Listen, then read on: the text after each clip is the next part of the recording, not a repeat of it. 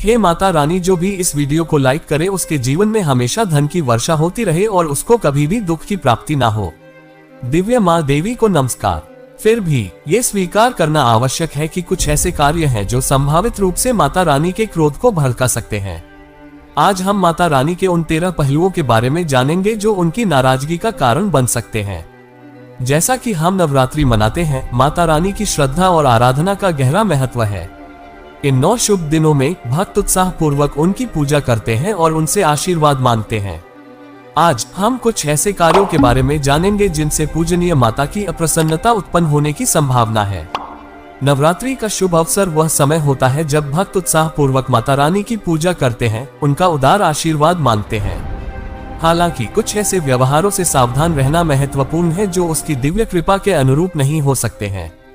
आइए ऐसे 13 कार्यों के बारे में जानें जिन्हें हमारी भक्ति की पवित्रता बनाए रखने के लिए टालना चाहिए। नवरात्रि की पवित्र अवधि के दौरान पवित्रता बनाए रखना अत्यंत महत्वपूर्ण है। पूजा में शामिल होने से पहले खुद को स्नान करके शुद्ध करना और शुद्ध पोशाक पहनना आवश्यक है। इसके अलावा पूजा क्षेत्र और किसी के घर दोनों की स्वच्छता बनाए रखना महत्वपूर्ण है। ये समझना जरूरी है कि अशुद्ध सेटिंग में अनुष्ठान करने से वांछित परिणाम में बाधा आ सकती है। नवरात्रि के शुभ 9 दिनों के दौरान देवी का सम्मान करने के लिए मांसाहारी भोजन और शराब के सेवन से बचना आवश्यक है। ऐसे कृत्यों को दैवीय माता रानी के अपमान के रूप में देखा जाता है। माता रानी की कृपा पाने के लिए शुद्ध और सात्विक व्यंजनों का सेवन करना चाहिए। मैं आपसे आग्रह करता हूं कि आप नवरात्रि के दौरान सत्य को कायम रखने के लिए प्रतिबद्ध हों।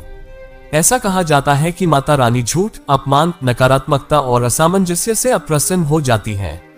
आइए हम केवल सत्य की शक्ति पर भरोसा करते हुए सत्य और ईमानदारी से बोलने का प्रयास करें। यह अनुशंसा की जाती है कि दंपत्ति को नवरात्रि के दौरान ब्रह्मचर्य अपनाना चाहिए, क्योंकि यह मन को शुद्ध करने और उनकी पूजा की प्रभावशीलता को बढ़ाने में मदद करता है। नवरात्रि के पवित्र अवसर पर दान करने का गहरा महत्व है।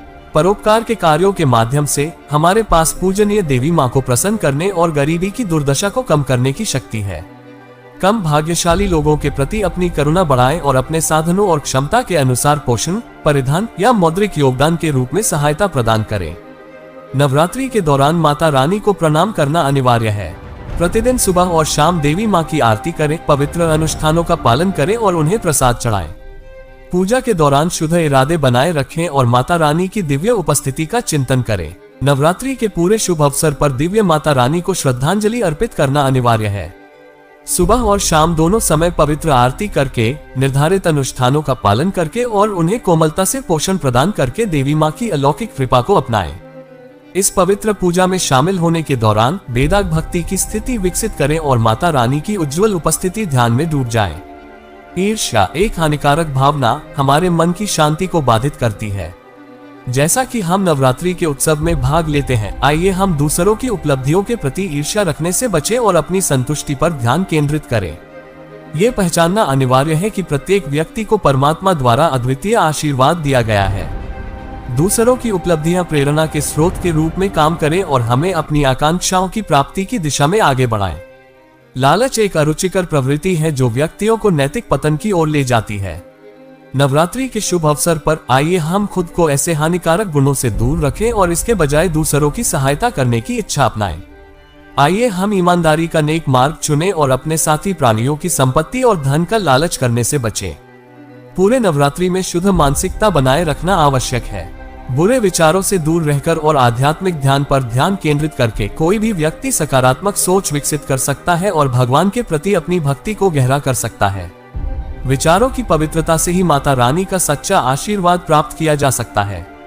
नवरात्रि के पवित्र समय के दौरान आइए हम दूसरों की आलोचना करने से बचें और इसके बजाय उनके गुणों की प्रशंसा करें।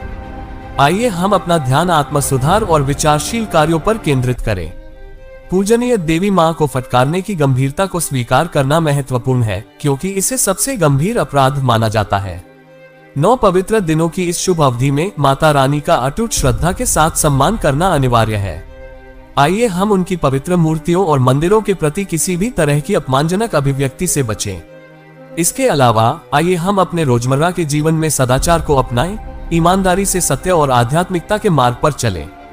ऐसा करने से हम निश्चिंत हो सकते हैं कि माता रानी हमारी रक्षा करेगी और हमें असीम आनंद और शक्ति प्रदान करेगी।